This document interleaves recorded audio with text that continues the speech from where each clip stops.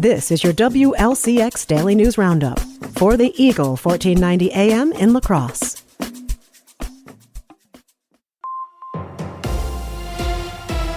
For 1490 WLCX, I'm Jimmy Kuska. Protests over troops being sent to Illinois were held here in Wisconsin. With more, here's Civic Media's Savannah Tomei-Olson. Last night, protesters rallied here in Wisconsin in solidarity. For immigrant rights, they come to work. Don't slam the doors. At the Capitol, dozens of people protested against immigration arrests. ICE arrested at least 6 people in Madison last week. Karen Urrutia-Polnitz from Voces de la Frontera. Basta ya! Basta! These attacks on our community members are not an attempt to make our cities safer or fight crime. They are arbitrary seizures of human beings, violations of human rights, and evidence of an erasure of basic decency. Advocates say 24 people were arrested by ICE in Manitowoc. There was another protest in Milwaukee last night. Fernanda Jimenez-Houch, founder of the youth branch of Voces. They want me and my documented community to stay silent. They want us to not come to events like this. They want us to not come to meetings and to create community. They want us to continue to be divisive and to be scared. But what do we say to that? BS, you are not going to win. Voces operates a hotline for people to report when they believe immigration authorities could be in the area, and then they go check it out. They also handed out cards outlining people's rights to carry with them as they protest. The Trump administration says immigration enforcement is targeting people with criminal records, but data directly from ICE shows that 65% of people they arrested had no criminal convictions. For Civic Media News, I'm Savannah Tomei-Olson.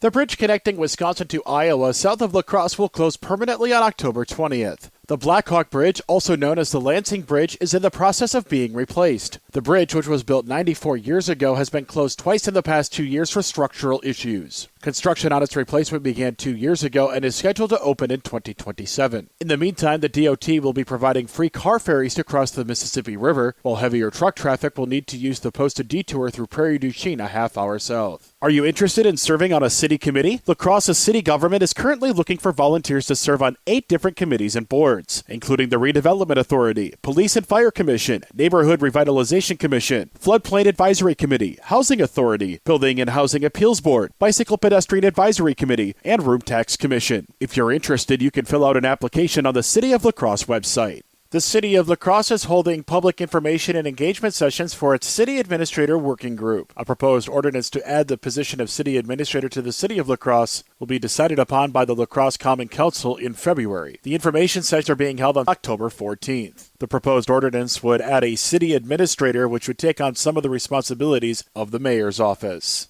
If your local country roads are in rough shape, you can call to get them fixed. With more, here's Civic Media's Melissa Kay. It's harvest season in Wisconsin, and that means more agricultural traffic on the roads. Along with drivers needing to be aware of these slow-moving vehicles, you can help in other ways. If you notice roads that are in need of repair because of agricultural traffic, you can reach out to your local government officials to remind them that now is the time to apply for funding through the State Agriculture Roads Improvement Program, or ARIP.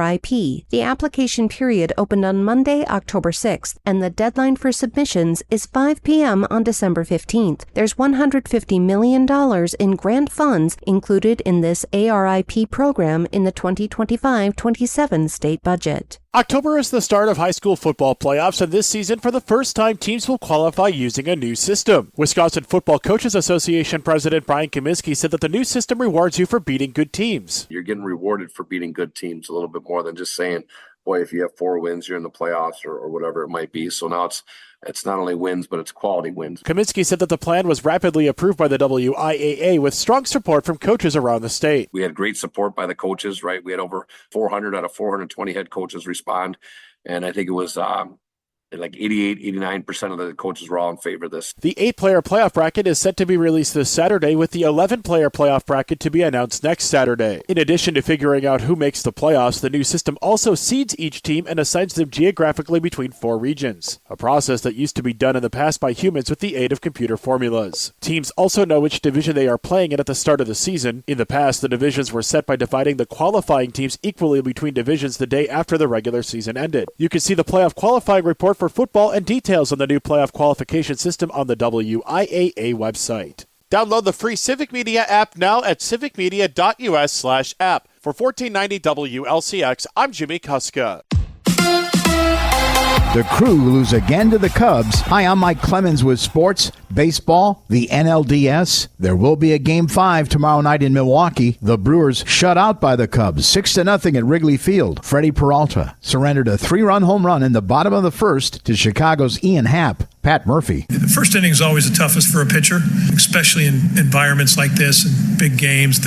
First inning can always be the struggle, and hadn't shown him the heater yet and got too much of the middle of the plate. First pitch at 7:08 tomorrow night at AmFam Field. College football, the Badgers host the Hawkeyes tomorrow night in Madison. Kickoff 6 p.m. Wisconsin lost 42-10 last year at Iowa. The focus is obviously what happened last year and what it is that we need to do to change all that happened last year. It'll be a physical, tough, hard-nosed game. Nothing different than what you would expect from an Iowa-Wisconsin football game. We got to make sure that Saturday night we're ready to roll. That's Badgers head coach Luke Fickell. With sports, I'm Mike Clemens.